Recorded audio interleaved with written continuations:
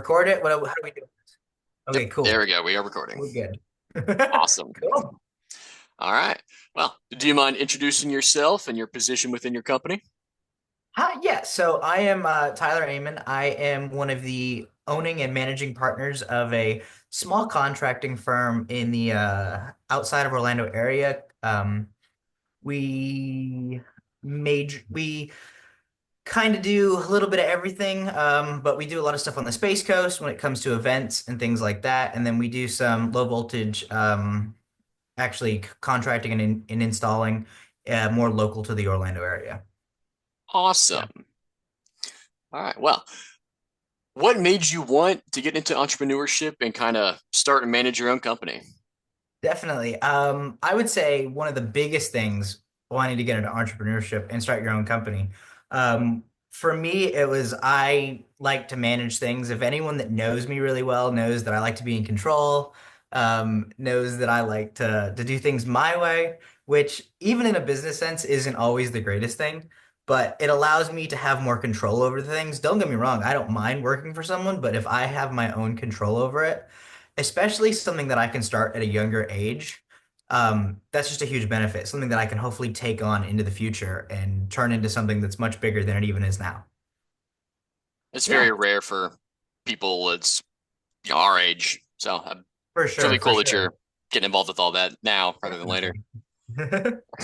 It's exciting for sure. It's definitely a whole new experience. I've kind of grown up around business people my whole life. And so I've always had the desire, but I think and you may ask this later on, I don't know. One of the hardest things is the idea. What are you gonna Mhm. do? Yeah, that was And actually my next question for you oh, is, perfect. a lot of people find it hard figuring out, everyone wants to start their own business and be successful, but that first step of figuring out what it is you want to do and then how you're going to go about turning that from an idea into a physical, tangible thing. Like, how did you come up with that idea and what did you steps did you take, I guess, to go about bringing that into reality? Gosh, yeah. Okay, so that was really the hardest thing because Mhm. my family has wanted to start a business for the longest time, and we've had so many different ideas and all this, and I just kind of was like, well, why don't we do a little bit of everything? And that doesn't typically work in a business sense unless you already have back end experience. Luckily, I know a lot of people. I'd say in life, it's not as much what you know. Not that that's not important, but it's a lot of who you know. It's a lot who you can talk to, who you can work with. I'd say my family and some of my friends that I've had have had some major businesses, especially in the Orlando area. My father worked in the business world for 35 plus years, especially the defense industry, which in Orlando and the surrounding areas is blowing up like crazy. So we had a lot of contacts when it comes to that. And so we as a family really were like, we couldn't figure out the idea. And I was like, well, then let's just create a company. Let's just create an LLC and let's go in and let's combine a bunch of little things. So like we sit on a few boards of some companies, one over in Daytona, one over in the UK. We do a lot of events for the Space Force over at the Cape. We've just picked up a client out of California, which is Flight Research Aerospace. And just basically, so they're a company trying to do supersonic planes, and they want someone that understands the younger generation. And I was like, yeah, let's hop onto this and let's do what we can to actually play a role in that. Because I mean, I think space travel and stuff like that super duper cool. But even like my family's had rental businesses and things like that, and I was like, we should bring it all under one umbrella so that it's much easier to manage, especially for tax purposes and trying to keep documents all sorted and things like that. And so the idea stemmed from a lot of different ideas. Um, but really that's how we came into like wanting to do a contracting business to where if we see some work or if there's a contract locally, especially for like low voltage or something like that, we're like, yeah, we can totally bid that. And we may not have the capability to fulfill it, but that's one of the biggest things about a contracting business is you can always outsource like the hands-on work as well.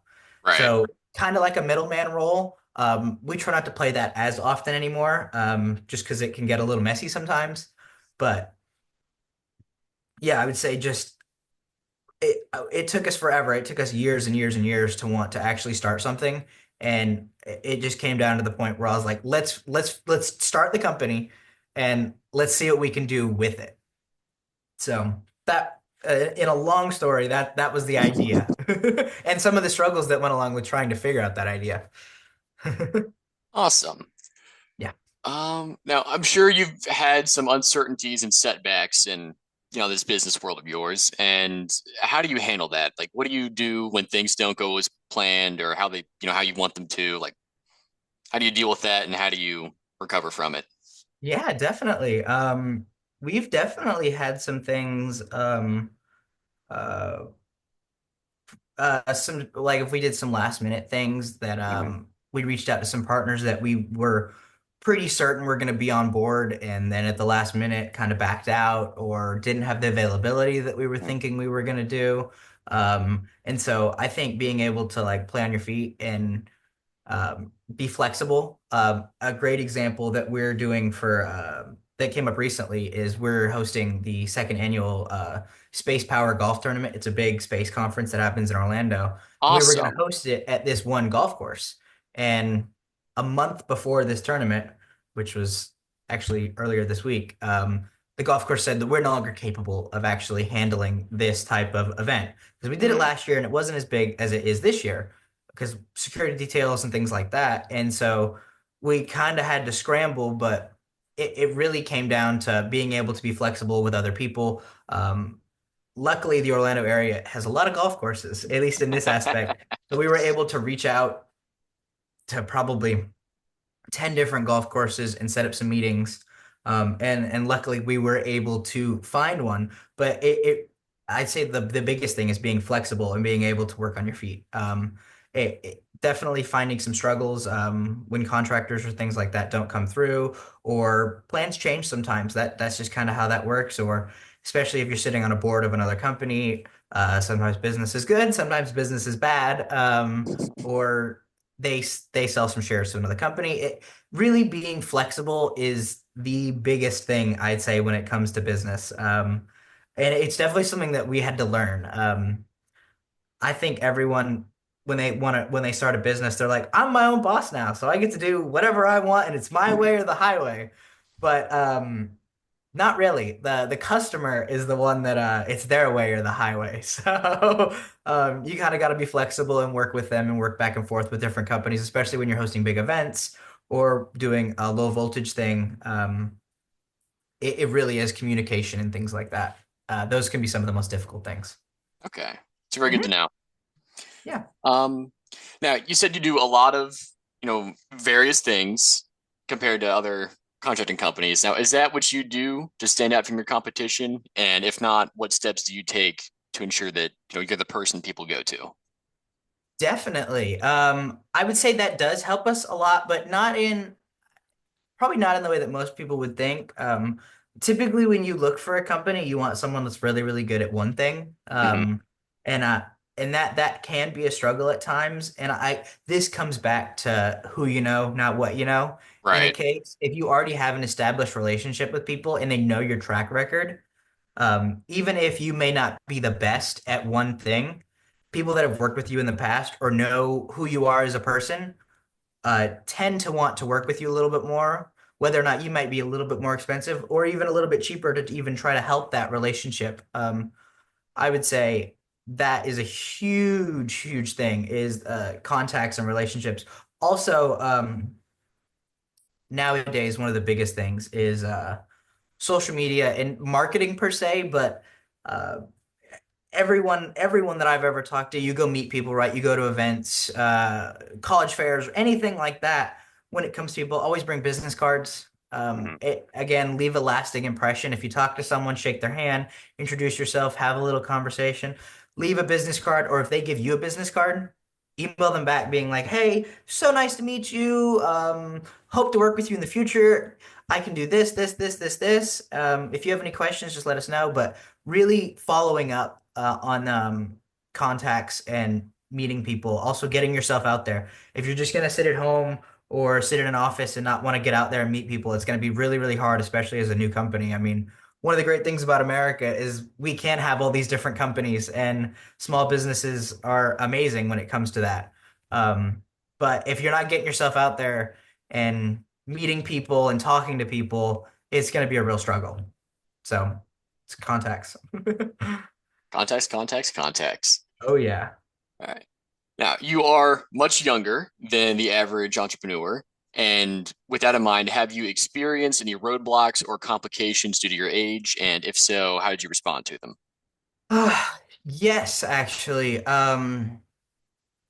We have done a couple different low voltage things that I kind of was, I don't want to say judged on, but you definitely get different looks.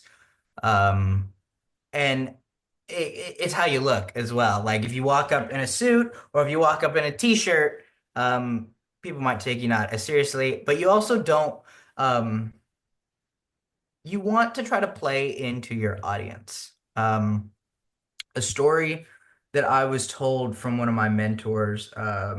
They were meeting with some military people at a military base, right? And randomly their flight was delayed. They got in super late, but they had communicated with the people and they were all good on that aspect. But their rental car company, right? This is a little tangent, but their rental car Mhm. company gave them this super fancy car. It was either like a really high-end Mercedes or a Bentley or something crazy like that.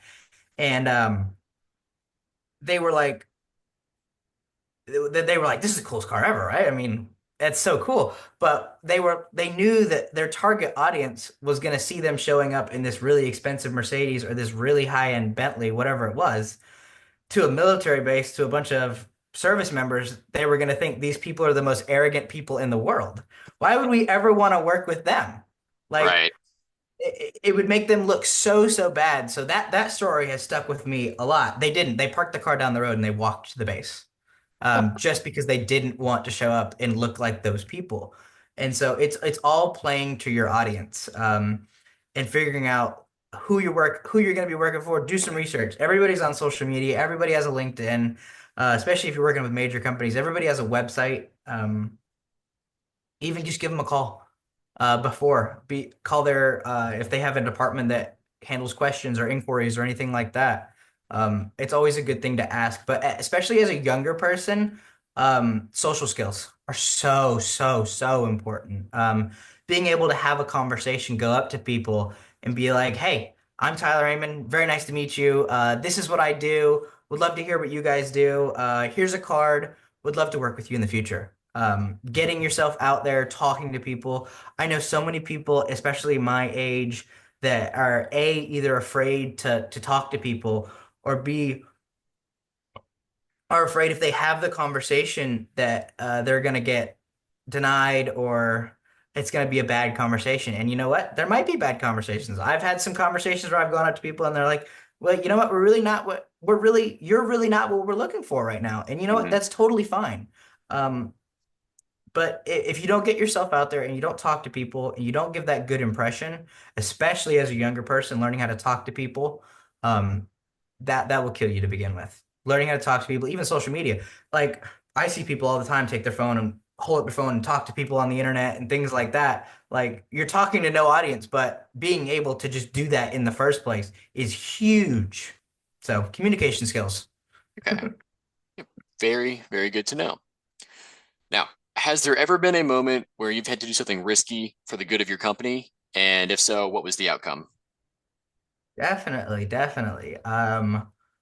I actually, so said we do some low voltage stuff, especially when it comes into the IT sector, Mhm. which is more of what I manage on that case, just because I have more experience with it. But it's really hard, especially as a young person in a very young company, because there's so many major IT companies. I actually went out and invested in something that you would call like a home lab or an office style lab, Okay. which is basically a bunch of different rack mountable equipment. So like network switches, servers, things like that. One, so that I can gain more experience because Mhm. experience is key in that industry, but also to show people like, hey, this is what I can do. This is what my work looks like. It's really tidy. It's really neat. It works with almost 100% uptime, especially in that aspect. Or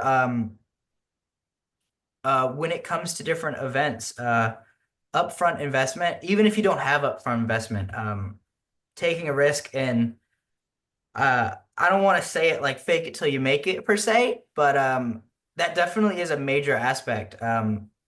Whether or not you think you can do something. Now, don't get yourself into a situation to where you're in this giant contract or something like that, and you're like, "Wow, there's no way that I can fulfill this." That just makes you look bad and will hurt you in the future. But if it's something that you're like, "Yeah, I'm pretty confident that I can do this," even though I may not have the most experience with it, um, definitely take that shot. We've had a few different contracts, especially the one that we just picked up over in California with flight research. Um, I didn't know for sure if it's something that we would be able to facilitate.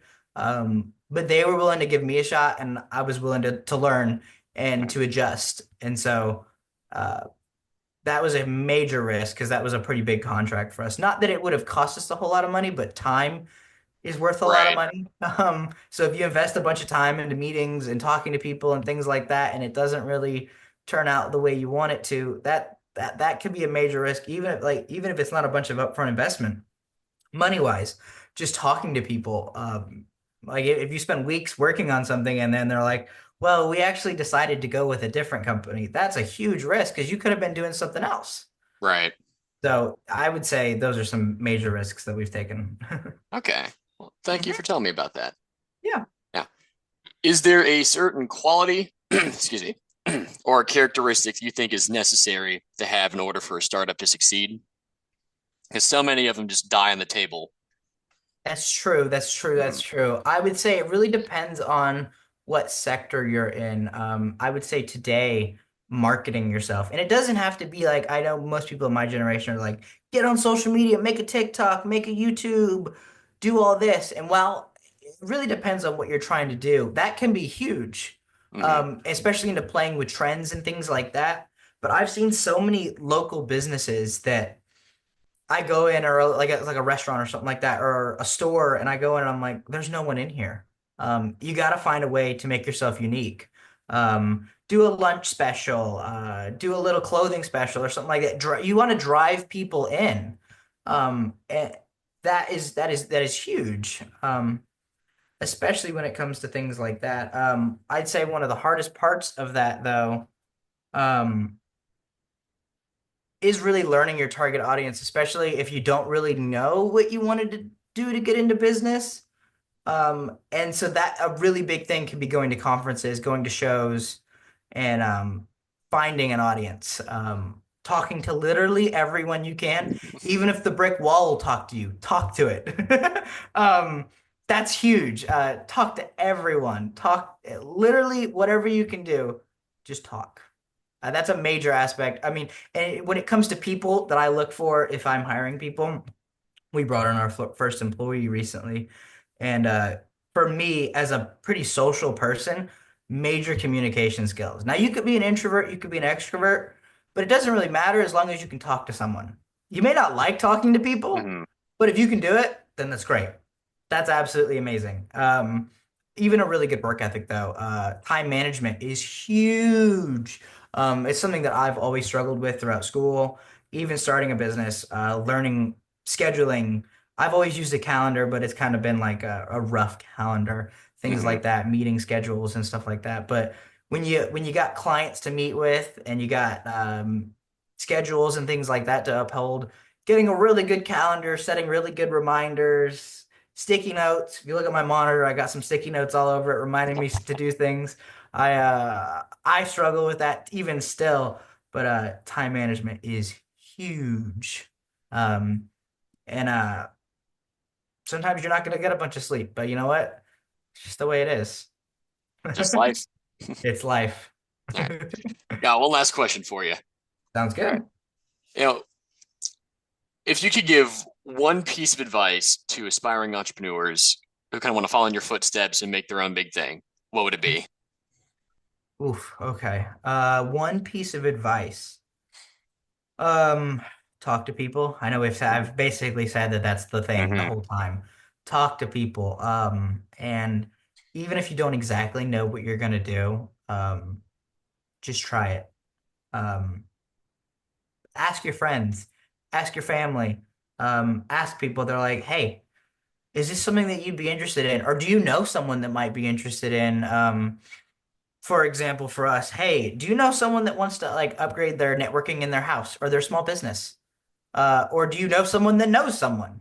Um, Talk to people. Just give it a try. You won't know until you find out. And you know what? It's okay to fail. We've definitely had some contracts that I'm like, this is for sure. And then things have happened on the outside or things have happened at the company, and they're like, unfortunately, we're not going to be able to go with you, even though it was something that I was like, this is for sure. Like they gave us a for sure, a verbal for sure. We were like, this is our statement of work. We got everything submitted. Everything was great. And then it kind of fell through in the very end. But you know what? That worked out because we created that contact with them, and we ended up doing work with them in the future. So it's okay to fail, or it's okay to not win something. I'd say always, especially on this when you're starting off, when you get into bigger business, this is not as relevant. But when you're starting off, hey, it might not work out this time, but if you ever need something like this in the future, or if you ever need an event, or you need some contacts over at the Cape or anything like that, hey, come back to me. I can help you. Um, Even if it's not today, even if it's not a month from today, even if it's not a year from now, just keep my card. Reach back out if you ever need anything. So failure is a part of it. But really learning from your mistakes and constantly evolving and just talking to people, getting your name out, talking to anyone that will listen, um, major leg up in the game, especially if you can get a team of people that can go out and talk to people. Start it with your friends. I mean, I uh I have some friends that I don't know if I would get into business with, but I have some other friends that I definitely would get into business with.